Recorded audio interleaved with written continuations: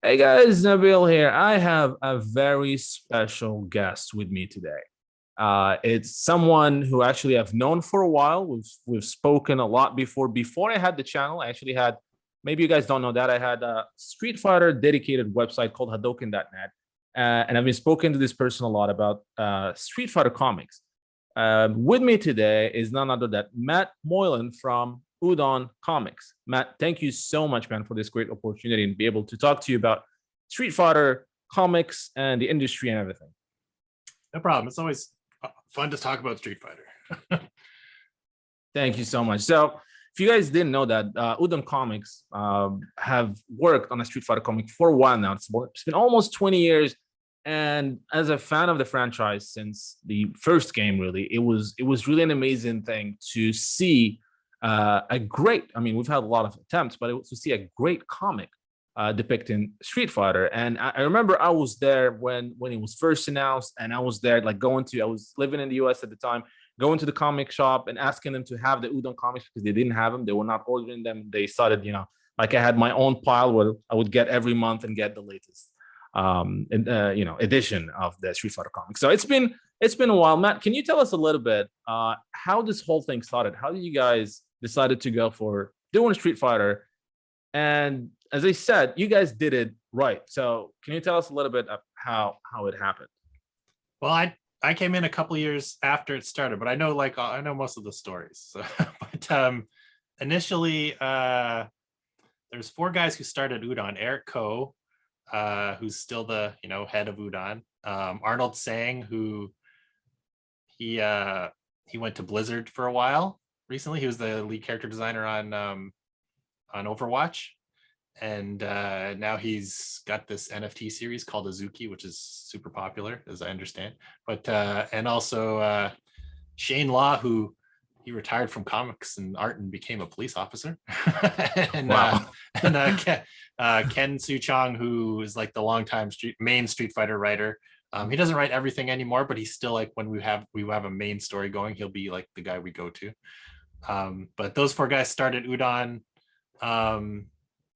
as a company, as sort of a creative services company, doing art and comics for other people, like doing art for Marvel, doing like coloring comics, or they colored some Conan comics. They came up with a series called Sentinel. Like they illustrated the Sentinel series at Marvel. Mhm. Like all kinds of little projects like that. One? Yeah, and then eventually they're like, well, let's go after like a license. Everybody's, Transformers is popular, G.I. Joe comics are popular. Like, let's go after something that we really like. And they thought, let's come up with a pitch for a Street Fighter comic, and then maybe we can convince like Marvel or one of these other companies to pick up the license, and then we'll draw it. And they drew a bunch of sample art, but they couldn't convince anybody to try to go after it. I think whoever their main editor contact at Marvel at the time was like, no, Street Fighter's a dead property. This is like 2003, so after even Third Strike has been done for a few years. And at that time, there was not even an American Capcom licensing division. Like it was after Marvel and some other people weren't interested, Eric's like, well, let's just try to get it ourselves. Let's try to get the deal ourselves. So he managed to get some contacts and get in touch with Capcom Japan, which is not how it would be done today at all.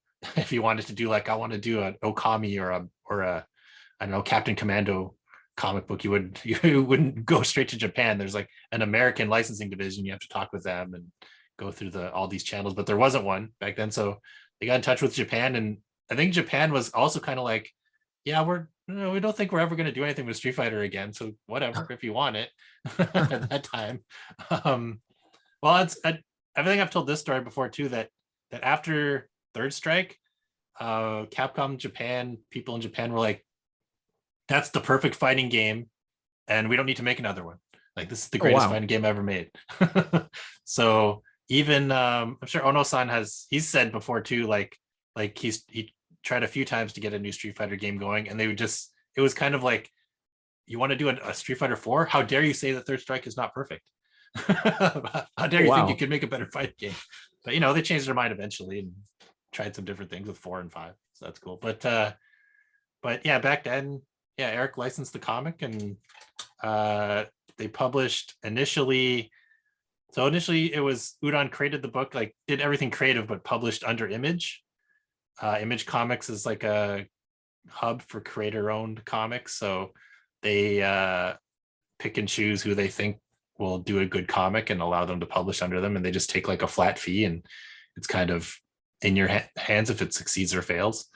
And so the very first 6 issues of Street Fighter were published under Image, maybe 7 counting the 0 issue. And then after that, most people think that Udon became a publisher after that because the logo changes from Image to Udon. But actually, for another 8 issues until the end of the first Street Fighter series, which is I think 14 issues. So for the second half of that series, we were published under a company called Devil's Due, which at the time they were known for the G.I. Joe comics. Just kind of, man, I don't know why they didn't think to do a Street Fighter G.I. Joe crossover at that time, but it would be really appropriate. But didn't we have something like that? No, somebody did it. IDW maybe. Yeah, IDW did. Yeah, eventually, many years later.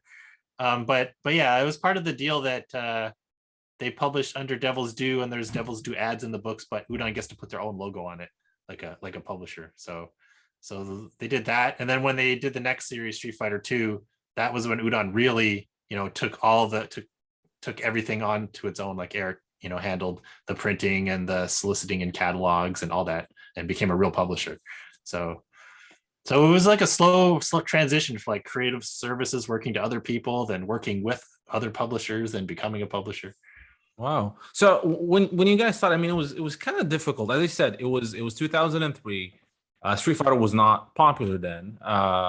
It stopped being popular, of course, because of after Street Fighter 3 there was no new game, and then it was we never had like a good adaptation. Yes, we had some adaptations in Japan, right? Some mangas, which we'll talk about later, which you guys ended up translating anyway.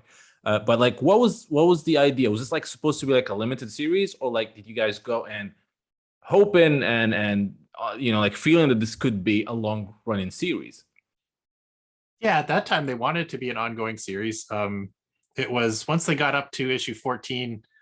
I think there was sort of going to be a clear break in the story. So and also the name Street Fighter 2 is just really iconic, right? So like let's break here, move on to the Street Fighter 2 story, like with an actual getting ready for the tournament and stuff, and call the comic Street Fighter 2, and then you get to do a new number 1. And so that's how it works. Although the Udon comics, the early Udon comics, are kind of a mix of Alpha and 2. Correct. Whereas in the games it's supposed to happen Alpha and then 2, but Udon kind of mixes all those events together at that time. Yeah, well, it kind of makes sense. I mean, like, you always have people who criticizes things, and why didn't they stick to canon? A lot of people don't understand is that there's no definitive canon. If you think about it, I mean, things change all the time. Some of the Alpha games are contradictory, the different endings, and plus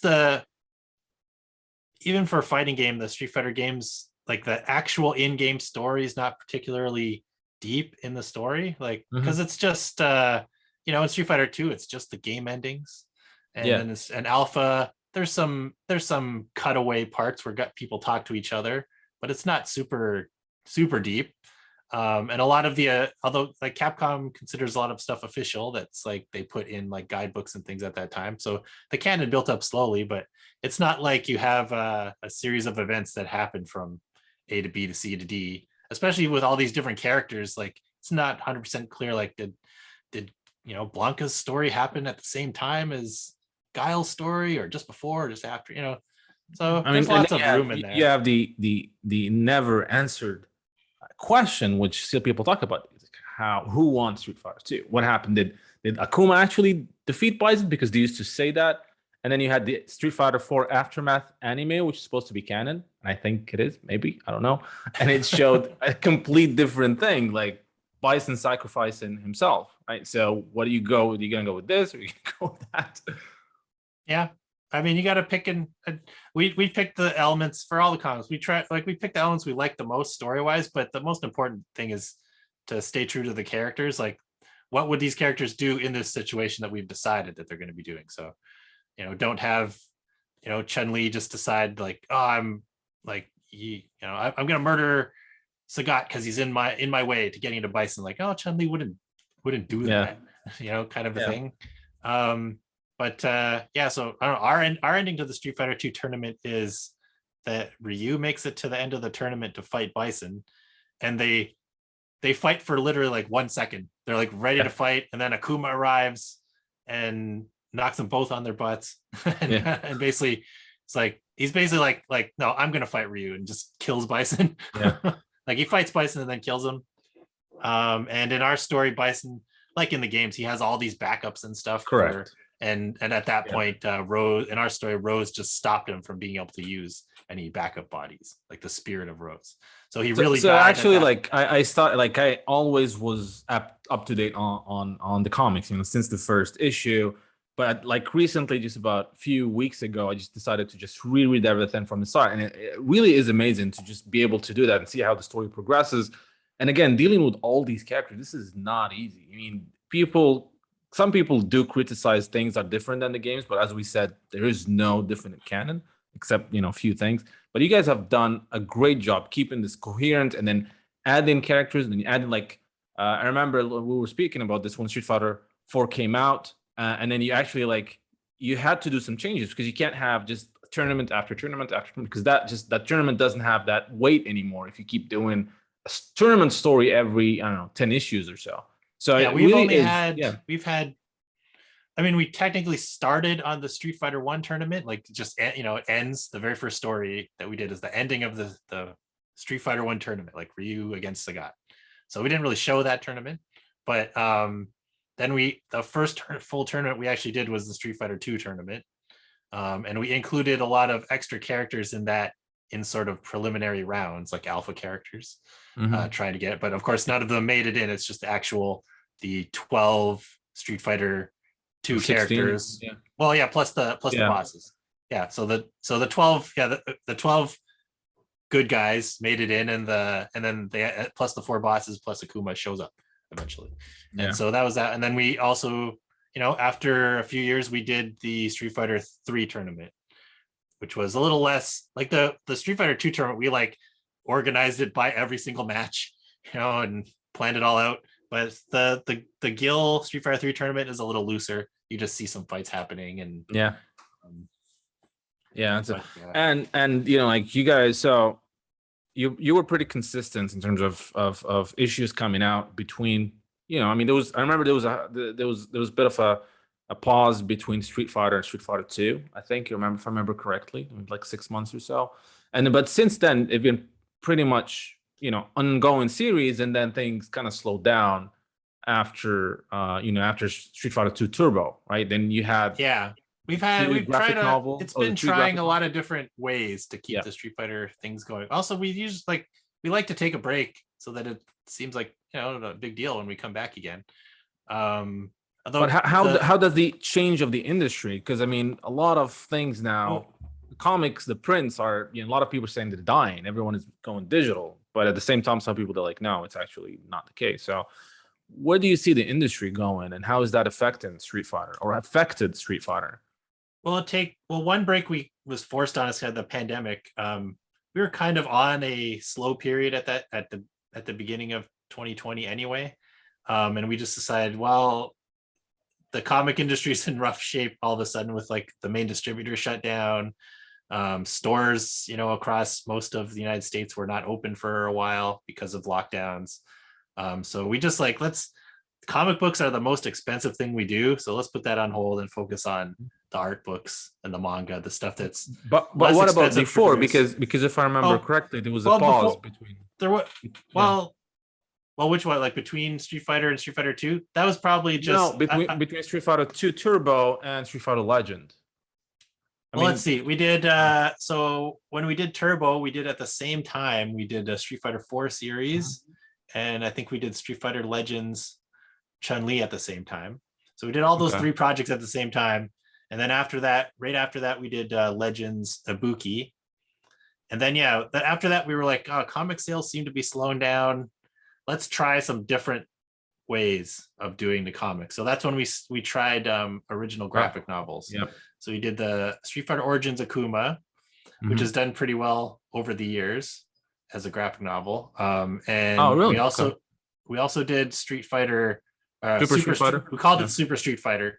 Because I believe Super Street Fighter 4 was when we initially planned that Super Street Fighter 4 was coming out. Right. And we just like that sounds like a cool title. So we'll just call it Super Street Fighter. So we did 2 graphic novels in that series, which were sort of a lead up to the Street Fighter 3 era, at least our version of it. And those didn't do as well as the Akuma book, but they're okay. But after that, we did get back to doing another series, which was Street Fighter Unlimited, which was our version of Street Fighter 3. But it still had, since it was our version, we also included like Street Fighter 4 characters are in there a bit. And the Street Fighter Alpha characters come to that tournament. There are a few characters we didn't include. Like at one point, Remy was in the background of a few shots, just to let's put all the Street Fighter 3 characters in there, but we didn't do anything with them. So we decided last minute, let's just take him out, because why just waste him if we don't have something to do with him? So we'll use him at some point for something. Oh, well, that's good. That brings us to the future. So after Street Fighter Unlimited, you guys didn't really do like a Street Fighter 5 kind of story. So it was just like we did a lot. We did a lot of one shots. So we did. Let's see. Let me think about the order we did them. Well, actually, we have several free comic book day one shots that are Street Fighter 5 related. Like we have a wrestling special. We have one that was just called Street Fighter 5 when Street Fighter 5 first launched. We did a one called Ultra Street Fighter 2 because Ultra Street Fighter 2 just came out at that time. Where they added Violent Ken and Dark Ryu to Street Fighter 2. So we did a one shot for that. And then we did, rather than do Street Fighter 5, we thought it'd be a bigger deal if we did the Street Fighter versus Darkstalkers series. So there's some Street Fighter 5 characters in there. But it was also just fun to finally do a crossover. And we'd always, people are these in the same universe? Maybe. Let's just decide that they are now. so they can all meet each other. Plus a lot of we'd always said that it would be tough to do because all the Darkstalkers characters have superpowers and the Street Fighter guys are just martial artists. Some of them have powers and stuff, but it seems like the Darkstalker characters would be way more overpowered. But at that point, a lot of people had grown in power. So over the years, Street Fighter characters. It did work. I think it was a good crossover. That's for sure. Yeah, so that was fun. Is it like any plans? Because after that, I really, I thought that, things have slowed down, that we're not getting new ongoing series. Now we have Street Fighter comic is coming back with the Street Fighter Masters Chun Li, right? Which is releasing. Yeah, so this is Masters are like a series of one shots. We did one shots before. We did 4 of them in a row that were 1 month after the other. And they were all different. There was we did one called Wrestlepalooza, which was kind of about Alex and Hagar and a bunch of wrestlers. We did Sakura versus Karin. We did Necro and Effie, which is just we just thought those were wacky characters to try something different. And we did Akuma versus Hell, which is kind of a follow-up to, at the end of the Darkstalkers crossover, Akuma just says no, I'm going to stay in the Darkstalkers universe and just train here and fight monsters and stuff. So we just had him fight monsters for a whole issue. So since then, that basically brought us up to almost when the pandemic happened. Yeah. And since then we've just done a one shot every year for Street Fighter, for Free Comic Book Day. We did a one to introduce Akira. We did what was it? What was the one before that? I missed that one. I didn't see that one. Oh, that was last year. Was Akira? Really? I missed it. I absolutely missed it. I didn't see it. I forget which. I'm trying to keep track of them all in my head in order. But we did. So this year we did Street Fighter Masters Blanca, which is a one shot for Free Comic Book Day featuring a Blanca story. And now we're doing Street Fighter Masters Chun Li as another one shot in September. So we're trying to keep them about quarterly ish, Okay. doing one shots for focusing on some classic Street Fighter 2 characters for the most But part. what about what are the chances of having like another like run, like continuing the story? Well, Now we're gonna this is next year's our 20th anniversary of doing the Street Fighter comic. We're gonna plan a series, not an ongoing forever, but definitely like a 4 to 6 issue mini series. And we've got two options of which way we want to go with that. We haven't decided which one to do okay. yet, but and we'll definitely do something for Street Fighter 5.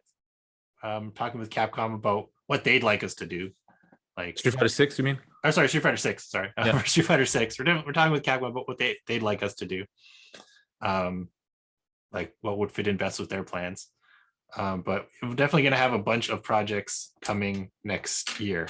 We also have Street Fighter Origins Sagat, which is great.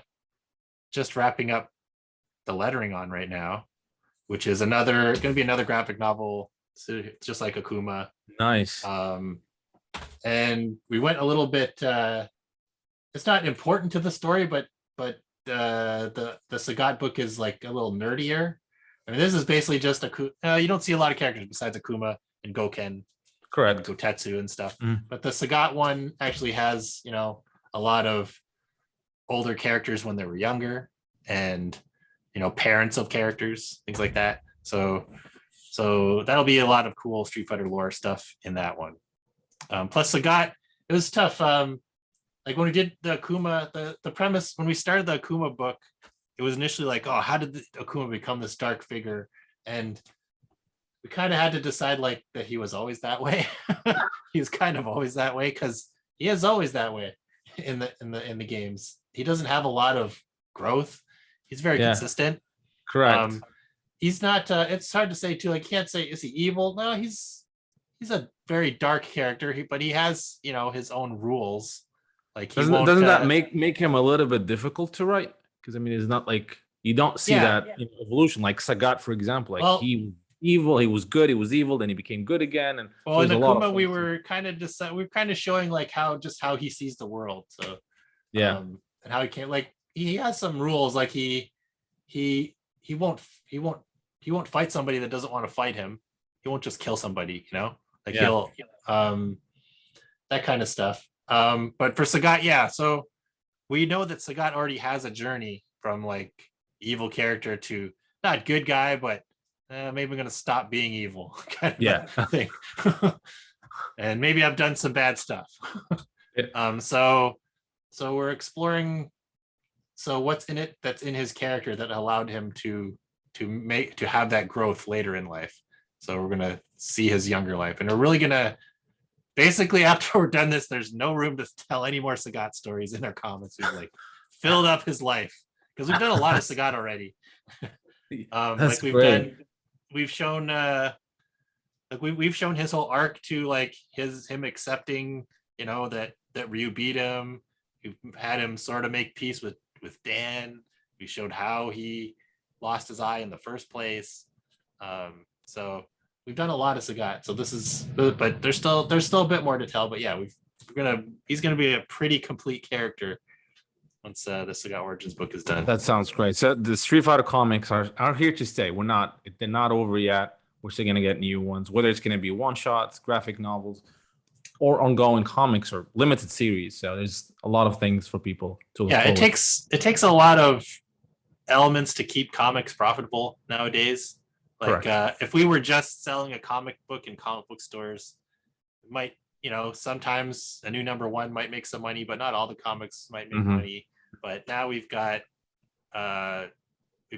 digital sales. Like we just did our second Humble Bundle sale, where we basically take like all the comics and you pay what you want to get them. Portion, I think it's a third of the money goes to charity. Our charity both times was the Hero Initiative, which helps comic creators who are in like financial or medical trouble. That's great. That's great. They can't afford to house themselves or maybe pay for medical expenses. So that's what we did for that. So there's There's the floppy comics and then the digital comics to trade paperbacks and hardcovers, doing exclusive variants on our website, like premium variant covers for like $20 or $50 sometimes, really rare ones. And also partnering with specific retailers to give them an exclusive cover. So it takes all these elements to keep comic books profitable sometimes. Right. But do you feel that people are like, do you see more, like people moving digitally now more than like, do people buy more digital comics? There are some, now? it's basically digital is usually like, it's just worth the effort to make the digital version. Oh, really? It's not like taking over. Okay. It's not. But there are people who only do digital. I mean, right now it's a complicated time too, because Comixology is the main digital source of digital comics, but they're in a bit of a mess right now. Yeah, you can't buy from them. You have to buy from Amazon. Or... Yeah, Amazon is kind of reinventing them for, I think, like the second time. Yeah, it's because now it's pretty much Amazon, which is kind of confusing because you see your cart and your products, and then you see the comics in the middle. So it really is a miss. So we'll see how it shakes out. Yeah, there are a few other ways to do it. I mean, you could directly sell PDFs if you want, if you're not concerned about DRM and stuff. Yeah. I mean, a lot of our comics are out in many ways right now. Like we put, I think the first Street Fighter 14 issue series, we released it online at one point just for free. So, if your stuff is good, even if it's not copyright protected, people will pay for it. Correct. So we'll see how the digital market shakes out, but it's not like our main focus for sure. Okay. I wouldn't do an original digital Street Fighter comic. Like I'd always definitely do something in print. Yeah, that makes sense. Now you also guys tried the motion comic, I don't know if you call it that, like those two we did that DVDs. Oh, what was that company called? Eagle One, I think Eagle One was called. Yeah. Oh, they came to us and asked if they wanted to try that, and we did a few of them, and I don't know in the end how well they did for them, but they like paid us a fee, I think, up front for uses of the stuff. So, but they did a few of them, so I think they did okay at that time. I don't know, it's hard to say. Is it a fancy comic or is it a crummy animation? I don't know. So it's hard to say. But theirs were pretty cool with a lot of special effects and things. Yeah, I think they tried more animation with the second one than the first one. The first one was just more made like zoom in and just the voiceovers, but the second one had more. It's crazy to look at it too. Like those were just like, we just gave you flat comic images and you cut out the guys, paste it, stamped all the background out and fixed it. That's got to be a lot of work. That's got to be a lot of work. But I mean, honestly, like looking at your comics, looking at how coherent the story is, it really is a shame that they haven't been adapted into like an animated series, because you know how it is in Japan. A good manga will eventually get an adaptation into an anime, which is not the same when we're talking about Western comics. But has there been any like part or any like event where there was some chance for this happening?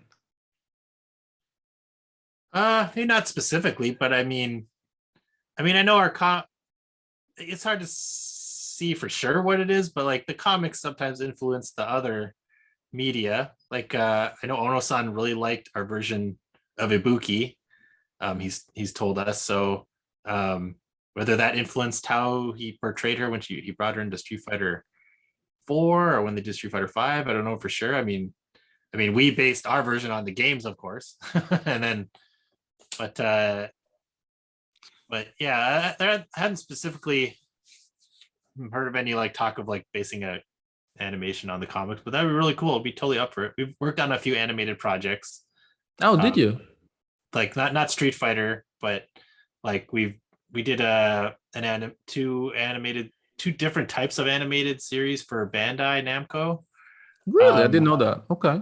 Yeah, like 10 years ago, Namco asked us, they made a webcomic website called Shifty Look, and they basically took like, here's all these old Namco games that we haven't done a game for in 20 years. You guys just play with these properties and make them into web comics, and we'll see if we can get people interested in these properties again. So we did stuff like we did Klonoa, and we did what else?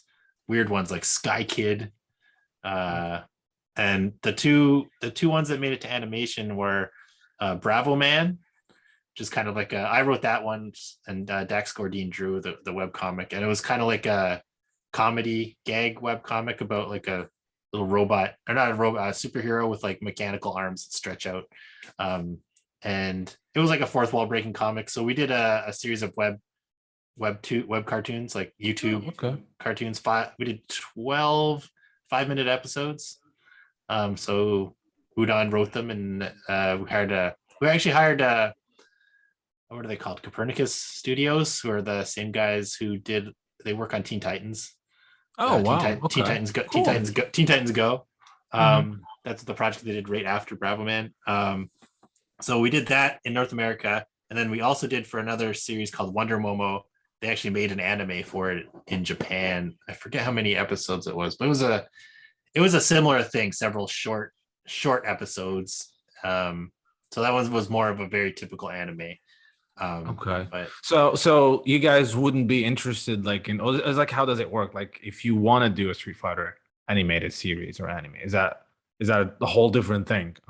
It'd be a different license. I mean, all our, like everything we do, like we do Street Fighter comics. We have a Street Fighter comic license with Capcom. So we do Street Fighter t-shirts and pins and like metal cards. That's a merchandise license with Capcom. When we do art books or manga, those are specific licenses for those each of those specific books. We've got a deal for each one of those books. So if we wanted to do an animation, we'd have to come up with a new license and get Capcom to agree to it. But we'd also be happy if like an animation studio was doing it anyway. If they wanted to work with us, that'd be great. I mean, technically, don't have to. Everything we do, Capcom owns in the end, so they could just adapt it if they wanted. But yeah, it'd be awesome to see some of our stuff in another medium. Absolutely, I really think it would absolutely work. I mean, looking at a lot of adaptations, as you know, there's video games have never been known for good adaptations. So to have one such as the Udon comics being finally animated, I think it will be great. It's a tough property to decide what part of it to do too. I think it's been the problem with the movies too, because there's a lot of ways to go, and maybe they don't like the first movie maybe tried to do everything, and then the second movie really focused on the Chun Li save the world part of it, which is kind of just one part of it. Well, not because it was like completely, but they somehow made that story very small. Yes. Yes. But I watched it once. I mean, at least the first Street Fighter movie, I watched it several times. The Chun Li movie, I watched it once when it came out, and that was it. I was done. So and I think that's the thing, like what you guys did is you didn't jump the gun. Like you could have just went directly to Street Fighter 2, which is the most known proper or like chapter at the time. But now you started from the beginning, and it's a slow burn. Took your time to reach like the where the story is at. A lot of adaptations, what they do is they just go with the latest version of the game or the latest chapter, and that's why like a lot of the time it doesn't work. It works maybe for fans, but then you will never bring new fans to that franchise because they have no idea what those characters are. An example, King of Fighters. I'm a huge fan of the SNK properties. They did a manga last year, 2 years ago, 3 years ago. It's a really good manga, but it's just start from the King of Fighters 14. So it was specifically made for people who knew everything before. Otherwise, it was completely confusing. And I don't think things like that have enough legs to stand if you only cater to a niche, which is the King of Fighters IP is already a niche, but you catering to people who know all these characters. And I think what you guys did, you started from the beginning, which is great. Which most other adaptations, they don't do that. Well, yeah, we had to have everybody slowly meet each other. Actually, I don't know if you know, but it took 100 comics before Chun Li and Ryu fought each other. Because we did one of our, that's what the one we did to 2 years. I couldn't remember before. It was Street Fighter number 100 in 2020 was our free comic book day.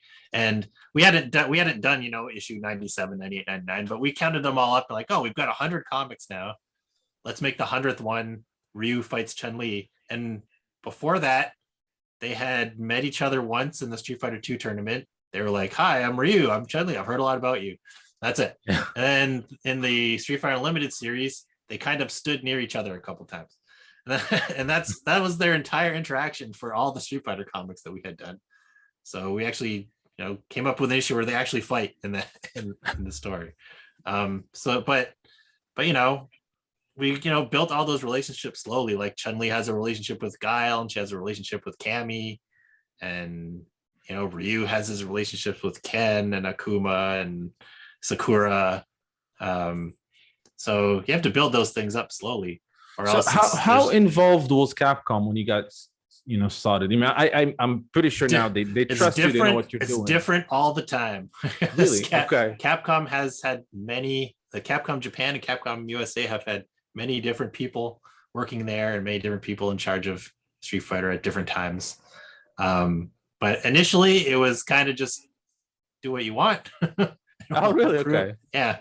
I thought it would be it would be the opposite, because when you started, people, Capcom didn't know if you guys gonna like I said, in 2003, they thought Street Fighter was done, right? Yeah. So they're just happy to make some money off of it, I guess. But luckily we did a good job. And over the years, it depends. So like when Street Fighter 4 happened, they would tell us things like they'd give us here's the background information on the new characters. Here's what this new character Rufus is like. Here's what Abel is like. Here's his backstory, and so you can work it into the comics. Like, great. Once in a while, they'll come up with something like we have how it's eventually worked out is now we whenever we do a new project, we give Capcom an outline. Here's the story. Here's all the characters that are going to appear in it, and they tell us some things like, oh, we're not sure about this, or this conflicts with something we want to do coming up. It's not usually anything big. Or this is something like this is something culturally you don't know about, but you shouldn't do this. Like one thing we wanted to have Guile lose an arm in a story. Like, so he had to learn to do his sonic boom. So Guile does a sonic boom with 2 arms, but Charlie, who's his mentor figure, can do it with just one.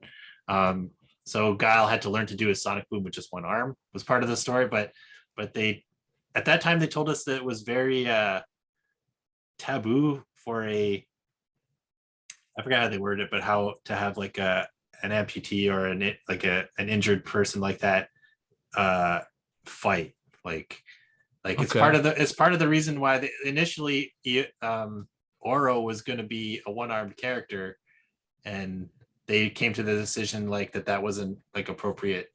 So they made him have his arm tied behind his back, which is kind of cooler.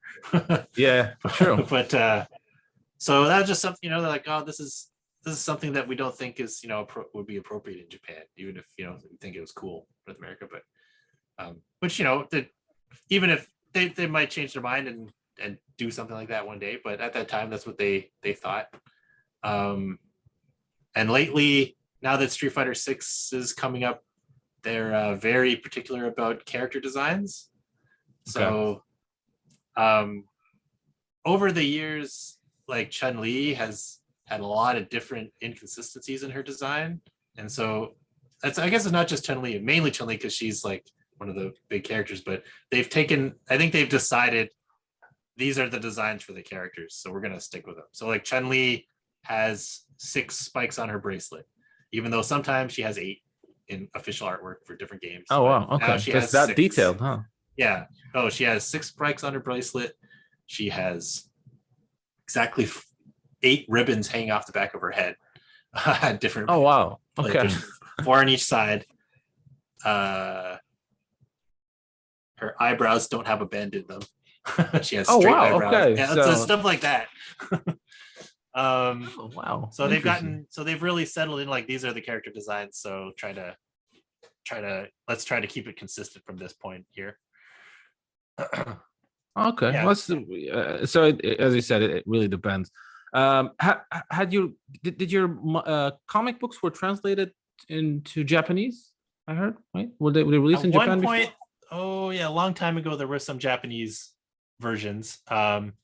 Actually, one of the stories we did, I think our first free comic book day, it was a one shot that went through different eras and had different fights, different characters from all the different Street Fighter Yeah, characters fighting. I have So the that Japan that was in Japanese book, right? yeah, I so that was in have Japanese that one first. actually. Yeah, so that Yeah, yeah, was yeah. for Street Fighter 4. They were doing a Japanese anthology book, like a color Correct. manga anthology, and they asked us as the American guys to do a story. So Yeah, and because but American, that's actually one book you guys haven't translated, right? oh, we have well, not the book, but we have translated our story. Yeah, I saw Um, I got the ones recently actually. It's I just really bought hard like to all the translate missing books that I had over the it's really past. hard to get the month. rights to anthologies because Really? Okay. you have to get all of Each. those creators to agree. Okay. Because in Japan, generally, maybe not 100% of the time, but generally, if you're doing a manga, that creator owns the rights to that manga. If it's a licensed property, the company like Capcom always owns the rights to the property. So basically, that thing can, so let's say the Street Fighter Alpha manga by Masahiko Nakahira, that can never be published without the okay of Capcom and Nakahira. Like, so neither of them can do anything with it without the other okay. So whereas in North America, say like at Marvel, if you do a Spider-Man story, well, it belongs to Marvel and they decide what to do with it. Yeah. Right. Oh wow, that's okay. I didn't know that. But I was gonna talk about the manga. So you guys did the you translated the Masahiko Nakahira mangas, the Street Fighter Alpha, Sakura Gambaru, and then Ryu Ryu Final. Yeah. So those are some great mangas. I feel lucky that I have all of them. I bought them when they come out, but when they came out, but I think it's kind of different to get them now. And you guys never had them digitally available, correct? Right. Yeah, we didn't have the rights at that time. And actually, when we licensed them, we worked directly with the mangaka for that. We also did Street Fighter Gaiden by Mami Ito. And Yes, we did Street Fighter 2 by, I have to read it on my show. I forget who drew Street Fighter 2. Yes. Masaomi Kanzaki. Kanzaki, correct. Yeah. So we did all those Street Fighter mangas. All of them, the Japanese publisher Gamist had been bankrupt for years. So we had to track down. Usually when we license a manga, we work with the publisher, or we work with like a licensing agency in Japan and they work with the publisher. But Gamist has been bankrupt, who published those for a long time. So we had to work with the mangakas directly and with Capcom. Yeah. But yeah, so they're hard to find now. We're looking at some options to maybe try to do some new editions of them though. Because I know there was a new edition on in Japan for where they have they put them all together. So we're trying to work out who exactly needs to be involved to okay all of this. Yeah, because those they're absolutely great. They're absolutely. I mean, it's mostly what we do, but Japanese video game manga is like the most complicated thing because you have to deal with the manga creator. The manga creator has to be involved. The Japanese book publisher, possibly the Japanese wing of the company and the North American wing of the company. So it can be tough to sort it all out sometimes. Yeah, absolutely. And of course, you guys do art books. You've done quite a few Street Fighter art books. Are there plans to do more in the future? Yeah, we're well, one I definitely want to do we did a few sketchbooks during the pandemic. It was actually during the really rough part of the pandemic. All the Udon artists sort of I have donated a bunch of rough sketches and like convention sketches and scans, and we put together a sketchbook and sold that on our website. And that was while distribution was shut down in the US and comic stores were shut down. So putting together those, we did two different sketchbooks of all various Capcom stuff. That really helped us for a bit have a product that we could sell directly to customers. So I'm hoping to collect that and maybe some new material in like a hardcover art book. The version we did was just like floppy comics. So I'd like to collect those and put them in a hardcover art book next year. I'd also the Street Fighter Encyclopedia, which I wrote. This is the latest edition, arcade edition. that we published near the end of Street Fighter V. It doesn't have a few characters in it. It doesn't have the final season. Correct. I think it was season 5, right? Yep. So it doesn't have Akira and 12 and Luke and is there anybody else new? I forget, but it doesn't have the last few characters and or any of the information of like, you know, they added a few other guys like Dan and Oro. It doesn't have any of their updated info there, but we're gonna wait until and try to release a new edition with Street Fighter 6 so we can get all those new characters in. That'll be great. And maybe add some more bonus info. The extended universe guide is pretty detailed right now, but there's some place like Which maybe one? we could. Which sorry, in the back of the encyclopedia, we I have have the original. I have the first version. I don't have the updated. Oh, okay. So the small version is the one you have. Yes. Okay, so now it's an oversized hardcover. This is the third edition. I missed a few. So we added everybody, and we have like a really deep. Let me flip to it here, like side characters. Like here's all the dolls. Yeah. Okay. Yeah. That's not in the old one. Yeah. So we've super expanded this over the years, and I might expand it even more to maybe like add all the final fight thugs and bosses and stuff in here too. And that's just so people know, that's actually has the stories from the game, not from the comics. Yeah. But actually the way I wrote it, you could kind of read it like, oh, this mostly pretty much describes the comics. It just doesn't go into detail about some of the things. So it mostly fits with the comics too. But yeah, it is based on the games and the official game, you know, lore. Like our main number one source is the games themselves.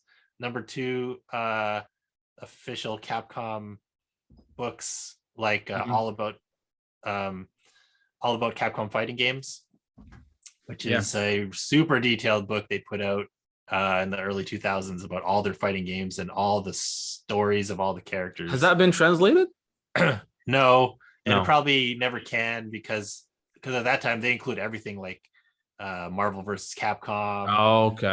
And JoJo's Bizarre Adventure. So that would be a licensing nightmare.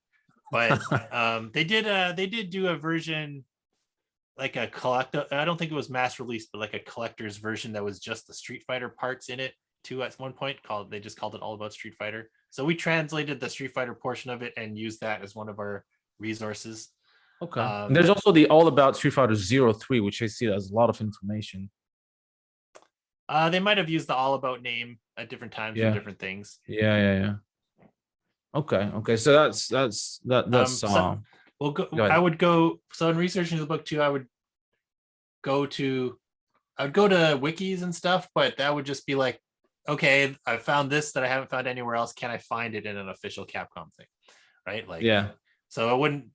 So we don't take information from the wikis, but it's a good place to sort of start and perhaps find official sources for things. Absolutely. Yeah, it's the wiki right now has a lot of information. I'm doing as we were talking, I'm doing the Street Fighter lore series on the channel, and I'm using your books, I'm using the wiki, and also this book that I got. I keep forgetting the name.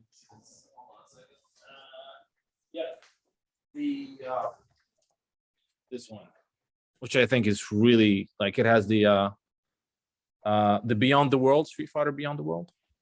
Yeah, that's a great one. Yeah, so that has that last part where they have the Shadowloo Combat Research Institute. Correct. I think that's a lot of That's a lot of info. So that was another one of our sources. Capcom actually did translate that themselves for their website, for the Street Fighter website. But we decided, there's a few times we're like, I'm not sure about this or that. So we decided to go through and translate it ourselves again for that book. Okay. So the version you'll find, one specific point that I'm kind of confused. Looking at the wikis, looking at your book, Rose and Bison. Who's the master of who? Because some point I see that he was her master. Some other parts I see that she was his master. So I have to go back. I know someone asked me about that recently. I'm gonna have to go back and check my source. I put in the comics, it's Rose. and that was before I even worked at Udon. They decided Yeah. that, and I'm sure I would have found. I'm gonna have to check where my source, but I put that also in the encyclopedia. So I'm gonna have to go and find again where my source is for that. Yeah, and double check it. I'll So bug you make about sure- that one make because sure for because the I next want to edition. be right. Yeah, it's So go ahead. but I might end up finding that it's like things are inconsistent sometimes. There's been different sources that have said what Ken's like ethnic makeup is. Like yeah, I percentage was wise, confused about that one. there I are some always thought different he was sources half that American, half Japanese. yeah, there's half and half. There's 3/4 Yeah. and a quarter. There But then is he, like, the his answer last name escapes is me right now. American. There is an answer. There is an official answer. I figured it out, but I'll have to go back and double check what it was. But Okay. but yeah, he's at least half American. Okay. He's Now, half to that would three- make more sense. That would make more sense. And just, like, this might be a little bit specific, but what do you think? Because this was, I remember, like, back in the day, it was the Shoryuken forums. There was this huge debate about when, the Street Fighter Aftermath anime prologues, not the prologue. Yeah, it was the Aftermath videos, which is like 4, I think, videos that they did. Like, do you think those were supposed to be canon? Because, like, they completely changed things. Like you said, Akuma and killing Bison in Street Fighter 2 and stuff. Like, what do you take on that? Canon is canon until they decided it's not. So, Yeah. like, for years, the Star Wars comics and novels were all carefully Absolutely. like, oh, they're all official. We're carefully keeping Yep. track of them. And then when they made The Force Awakens, they're like, Yeah, forget it about all. them. Forget everything. Yeah. Like, so I don't think there's a drawer at Capcom that says here's all the official info for sure. And you can't change it. It's like, well, here's mostly official, and if we'll change it if it becomes a problem. Yeah. Or something. Yeah, We'll I think retcon that's something. exactly what's going on. Let's see, I think it's in one of the animes that Akuma is Ryu's dad, right? But or people have taken it from the anime that's his dad. It was kind of clear. It was kind of clear in that Alpha Generation, which was a terrible anime, by the way.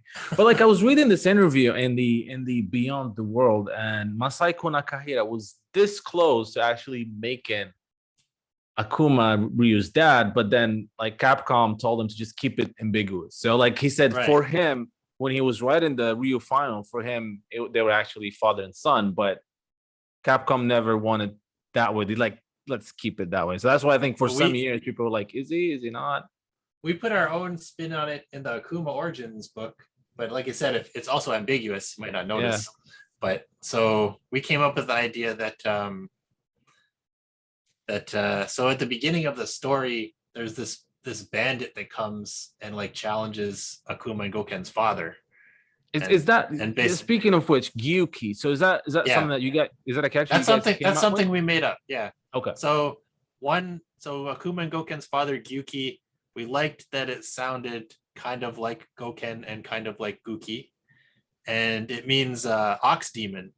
So it's kind of a demon like Akuma and, like, strength of an ox like Goken. So that's why we named him that. But also it's kind of like his dad's kind of a mysterious one, like, guy who we don't know his real name. He's got, like, 2 names in the book. They also call him Yoshinori, which is like Yoshinori Ono. Yeah. But we don't know if either of them are his real name because he's kind of hiding out from these guys. But in our story, so this bandit appears and challenges him, says like you killed my dad, basically, so I'm gonna kill you. So this bandit kills Akuma and Goken's father. Later on in the story, Akuma finds that bandit and, like, destroys this whole village to kill him, right? And then Goken finds a baby in the village, which is the baby he raises up to be Ryu. And now we also gave that bandit from the village, he has, like, a red bandana. So we decided, like, that could be Ryu's dad. We don't know. Yeah. Or maybe not. So maybe their families are intertwined in this. I kill you and I'm going to kill the next guy. And so really in this sequence of events, Ryu is supposed to kill Akuma. but he hasn't. So that kind of yeah, like I said, it's good to keep things ambiguous sometimes. Correct. Sometimes when you really lay things out, it causes problems. We've had the problem of the annoying thing in our comics has been Mel, like Ken's son, because we had Eliza pregnant, and then like that's an amount of time, like like she's that's 9 months. The parts that she's pregnant in the comics have to be 9 months.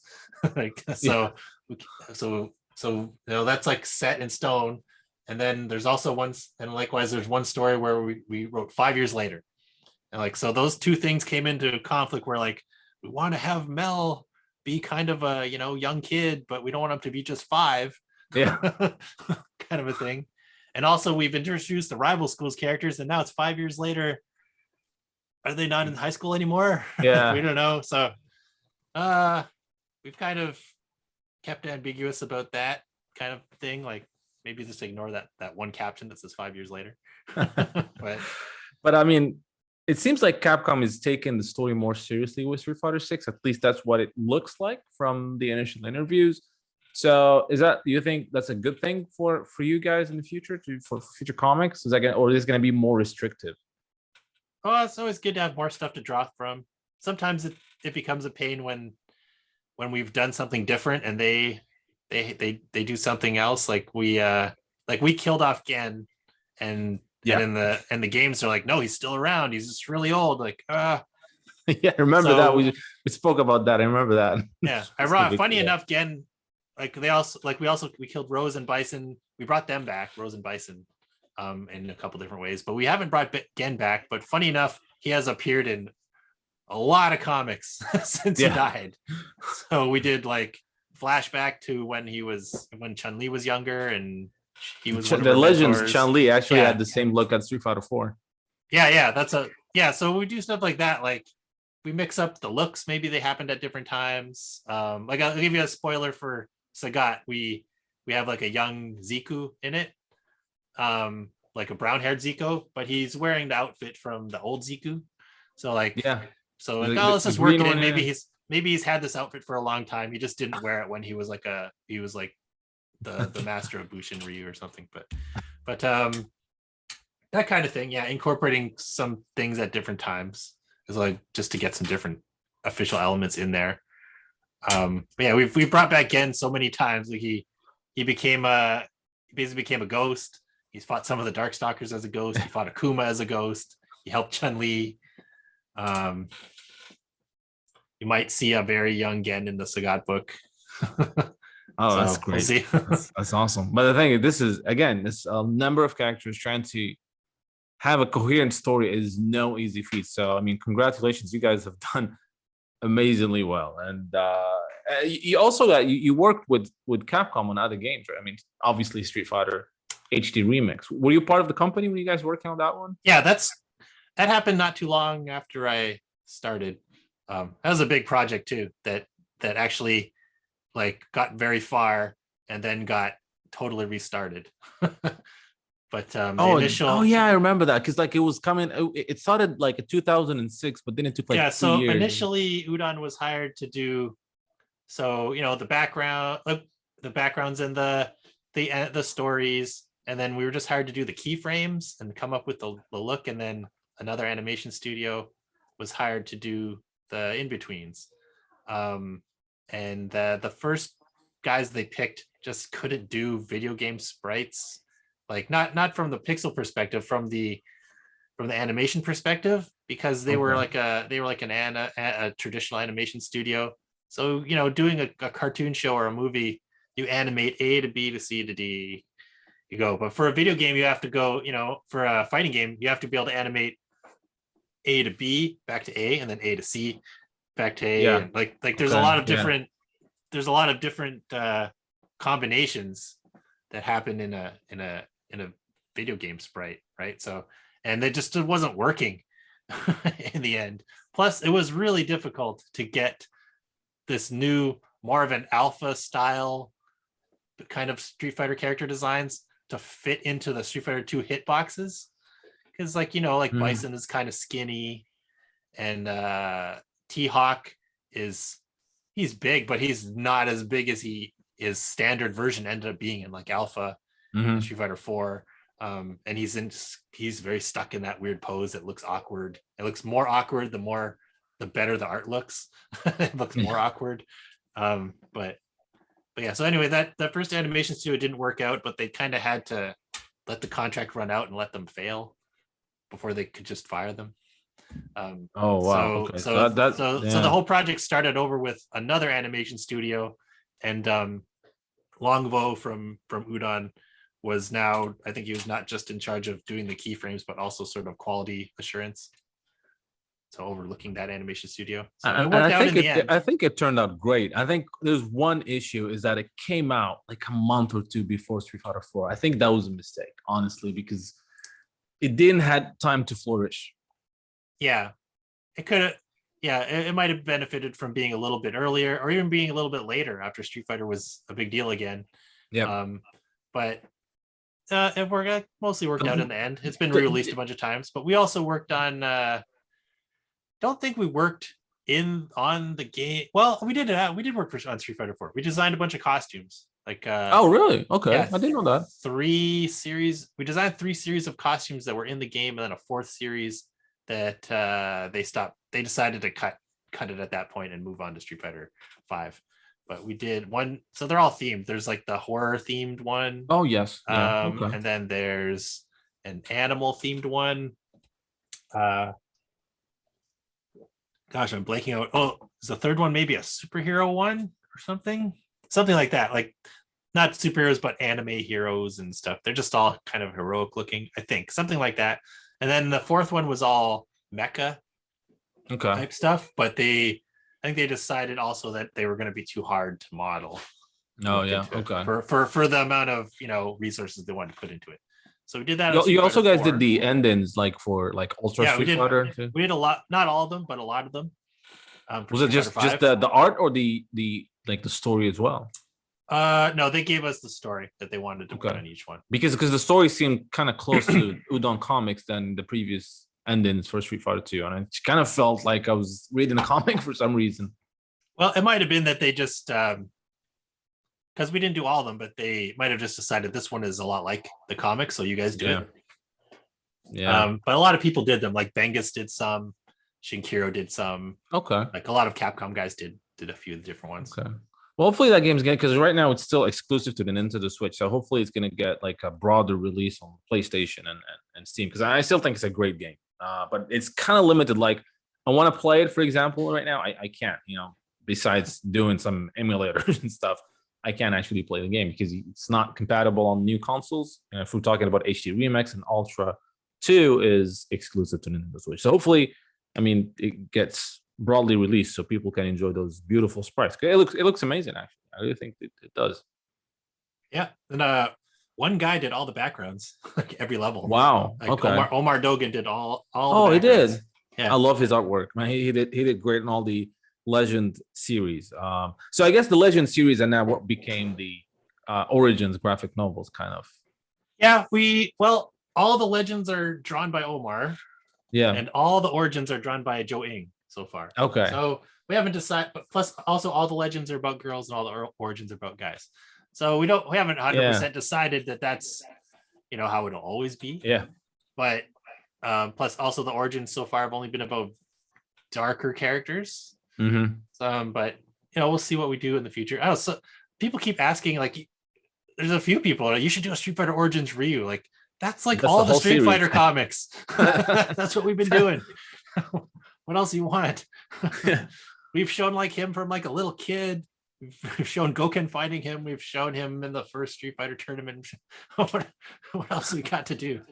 Yeah, no, absolutely. Yeah, it's but it'll be great. Again, I really hope that you guys will continue to do these things, and would really love to see with Street Fighter 6 moving into the future.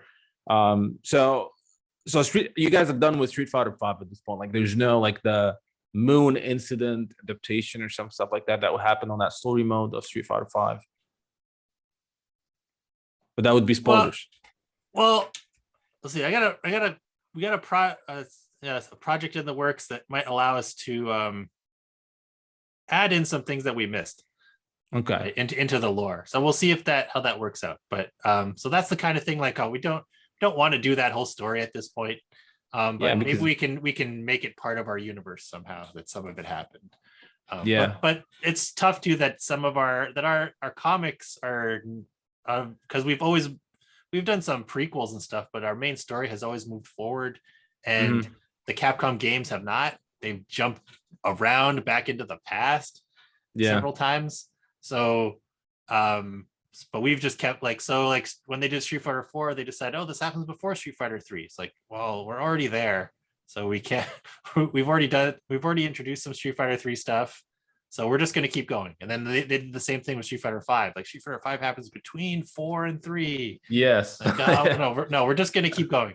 So it's a good thing that Street Fighter 6 is actually after that. So yeah, as I said, now Street Fighter 6 is moving the story forward. So I think that's a great opportunity for your story to also flourish in that direction. So again, really hoping that you guys will continue to do these things. Now, besides Street Fighter, what other like fighting game franchise you guys would potentially want to work on? Because I mean, there's a lot of I've always been a fan of fighting game stories, as limited as they are, and I'm a huge fan of SNK, hence the name Neogeonow from Neo Geo. I always wanted to see like a King of Fighters adaptation that starts from the beginning, and with what you guys did with Capcom Street Fighter and Darkstalkers as well, I really think you guys will be able to do this franchise justice. Is that something that you would potentially want to work on one day? I mean, that'd be great. We've done a bit of a few SNK projects over the years. Like we designed some sneakers. Oh, for okay. King of Fighters 14 that are only available in Japan. Panzer, who's one of our current Street Fighter artists, he did the art for that. I think it's Iori fighting Kaio. Is the art. And then we also did we put together the art book for the 14 collector's edition that comes with that. Wow. All right. So we did all the layouts and design and stuff for that. So there's a couple small projects that we do to SNK. So hopefully we can do more in the future. But yeah, I'd love to at least try maybe a mini series and see what people think of it. But hope we take the same approach of let's assume that nobody has played the games and just hope make them fall in love with these characters and build their relationships. But SNK has tons of great properties, even beyond just absolutely. I mean, I'm a big fan of Metal Slug myself. Oh, that's also a franchise that has never been done justice. King of Fighters, I mean, Fatal Fury, we had the animes in the 90s, which were great, but like in terms of books and mangas, it's really is a big, and I think that was the thing, like even with Street Fighter, like you'll have, when a new game comes out, they'll have like a limited manga that actually is targeting specific fans of that specific chapter. So it's not, it doesn't get new fans in, which is what we said earlier. So yeah, I really think that's one of the issues that, like franchises like that never get done justice, and why you guys succeeded in doing that for Street Fighter. Yeah. Plus there's more people who would be interested in it, right? I mean, like Terry Bogard's almost a meme right now just because he's in Smash Brothers. Correct. And Mai is just as popular as him. Yeah. So there's all kinds of directions you could go with it. Plus it's a big connected universe, just like Street Fighter. Like Street Fighter is Street Fighter and Rival Schools and Final Fight, and then Art of Fighting is combining King of Fighters is combining like Art of Fighting and Fatal Fury, and so there's even Samurai Shodown now is pretty much part of it as well. So it's I love Nakaruru. That's one of my favorite SNK characters. Oh yeah, she's a great character. Yeah, I think it'll be great, and also there's a lot of like thanks to you guys, we have tons, well not tons, but we have a good amount of Street Fighter art books translated, like from Japan, which we never had that before. Now for SNK, there's a lot of Japan only art books that will be great for you guys also to work on if that if the opportunity comes, I think it will be. I think it will absolutely be great. You guys will do it justice for sure. I've got a stack of them in our idea pile. Like it'd be Oh, nice to really? do, or it would be nice to do pile one day. I hope so. I really hope so. So the Street Fighter comic is here. There's a new. What can you tell fans? When is the next chapter coming out? Which is Chun Li, Street Fighter Masters Chun Li. Where I'll leave a link where they can pre-order it. Since it's still up for pre-order, I think it's not. Yeah, you can pre-order Street Fighter Masters Chun Li #1 from our website. The quickest way is go to udonstore.com. But you can get all the different covers there that we're putting out. It's coming out at comic shop, so ask your friendly local comic shop to pre-order it for you. But otherwise, when is it coming out? Oh, so Chun Li, the Chun Li one shot comes out in September. It's written and drawn by Ryan Kinnaird. He's doing everything, writing to lettering. He's doing the whole book himself. Okay. So he's showing off his chops. Actually, all the Masters books, all the Street Fighter stuff we have coming out, this year and over the next 6 months or so is a lot of different writers and different creators working on it. So I wrote the Blanca one shot that we did for Free Comic Book Day. Ryan's, like I said, writing and drawing the Chun Li one shot. I'll give you an advance that the next one shot will be a Cammy one shot written by Dave Lumsden, who he's written a bunch of things. He's written he wrote a webcomic series called Menage a Trois that we published as books. Mm-hmm. And he also writes the My Little Pony manga for 7 Seas. But he's a big Street Fighter fan too. He's written a few short stories for us before. So giving him a one shot to do. And then the Sagat graphic novel is written by Chris Saraceni, just like the Akuma graphic novel. Hoping that will arrive in December. Should be okay. We'll see. We're not going to promise, but December or pretty close. Sounds great. And for fans who wants to, who may be not sure where to start, like what do you tell them? Where should they get the books? What collectors or what the best book should they start with? Yeah, if you want to get into the main story, the best thing to read is Street Fighter Classic. So the Street Fighter Classic series just covers the initial characters meeting and up to the Street Fighter 2 tournament. So you can go the hardcover route. There's 3 oversized hardcovers if you want the really nice route, or there's also 6 soft cover trade paperbacks if you want to go a little less expensive way to get them.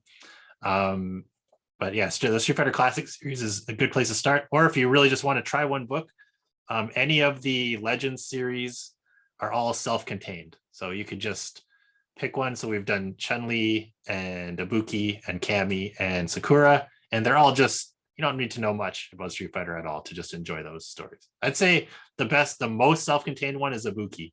Like it's just this schoolgirl ninja, and you wouldn't even have to know there's a bigger Street Fighter universe. So there's a lot of options if you do or don't know a lot about Street Fighter. And of course, those of who just want to get to just read on their tablets or phones, these are available again on digital stores as well. Correct? Yeah, we're gonna. Some of the more recent stuff is not available digitally, but we'll catch up eventually, kind of once the Comixology situation settles down a bit. And I think that's why I missed the Blanca one is not available, I think. And some of the recent ones are not on there, but most of our stuff is on Comixology. Or we've done 2 humble bundles. We'll probably eventually get to do another one. They bring back old ones every so often. Okay, and those free comic book ones, are they going to be available in a trade paperback or part of a? Yeah, we always collect. So all of them are collected so far except our last 3. We've done 8, I believe it is 8 or 9 so far. And just the last 3 are not available in trades or hardcovers, but we'll eventually do them all. And plus, if you can't, you don't have a comic shop in your area, we always do some variant cover that we sell on the website afterwards. So like we just did. So right now we're selling it at conventions. This is like the convention version of Blanca #1 of the Blanca one shot, but we'll offer it at some point on the website too. Sounds great. So you guys will have the link in the description below where you can pre-order the Chun Li, Master Chun Li, as well as a list of the comics starting from the beginning, like the trade paperbacks and the collectors. So you can, if you haven't read these books yet, you're absolutely missing out. And you can ask me on the comments, and I'll let you know where you can get them. So again, Matt, thank you so much, man, for this big opportunity.